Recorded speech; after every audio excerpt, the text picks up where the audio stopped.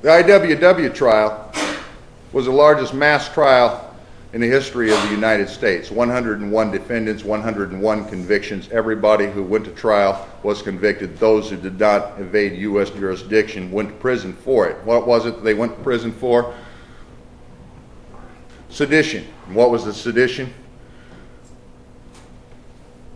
Telling draft-age men in the United States not to go to World War I. That's it. In the land of free speech. Wasn't just the IWW, socialist movement as well.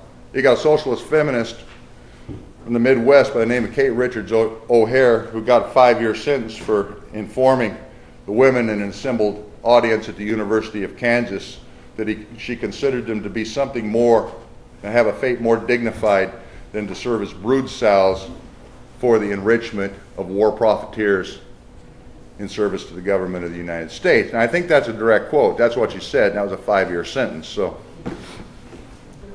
that's something else we're living with today. You got a guy down here in San Jose, I think, who is going to trial on a hate crime for taking a sledgehammer and going up against a Columbus statue sometime in the recent past. Is that not true? Yes.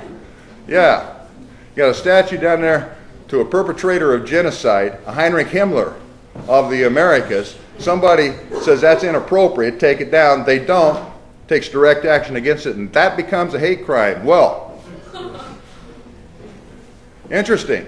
If you start putting up statues of Hitler, understand you can't touch that because, after all, to do so would be manifesting apparently hate to Germans. No, it's hate to genocide. There's a difference, but not in U.S. jurisprudence. So they take these things and turn them around on political bases. Anybody that thinks you're going to get more laws passed in order to alleviate conditions, understand that every time you get a law passed by this government, this state, you feed into it, you validate it, and they end up using that thing against you. Every single time. It's not to get more laws passed, it's to get the law off our backs.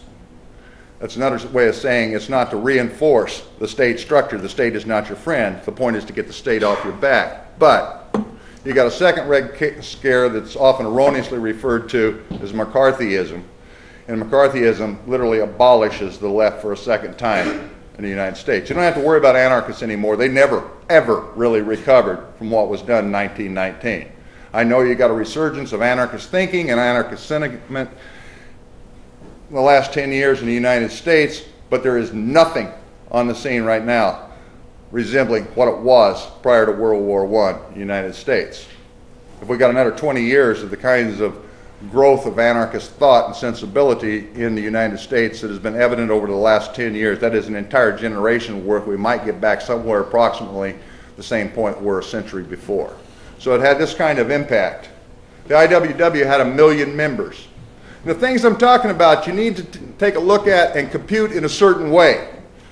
And the way you need to compute them is that if the things I'm talking about hadn't been done, what would the face of this society look like now? How would the history of the United States have developed? If an anarcho-syndicalist movement with a highly developed political consciousness and an agenda and effective tactics not been obliterated by the mass trial of its leadership in 1919, but it ultimately evolved and grown according to its own dynamics and its own ability to articulate its message to the public at large, what would the nature of the U.S. labor movement have looked like? What would the work relations in American workplaces look like? How would it be different from the way it is now? I think you can probably connect those dots and trace it out in such a way as to understand things would be very, very different and in a very, very positive form from the way things are now. So these interventions...